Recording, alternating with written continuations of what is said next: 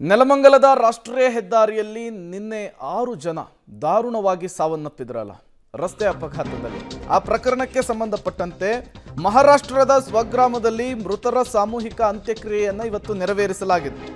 ಅಗ್ನಿ ಸ್ಪರ್ಶ ಮಾಡುವ ಮೂಲಕ ಸಾಮೂಹಿಕ ಅಂತ್ಯ ಸಂಸ್ಕಾರವನ್ನು ನೆರವೇರಿಸಿದ್ದಾರೆ. ಮಹಾರಾಷ್ಟ್ರದ ಸಾಂಗ್ಲಿ ಜಿಲ್ಲೆಯ ಜತ್ ತಾಲೂಕಿನ ಮೊರಬಗಿ ಗ್ರಾಮದಲ್ಲಿ ಅಂತ್ಯಕ್ರಿಯೆ ನೆರವೇರಿದೆ.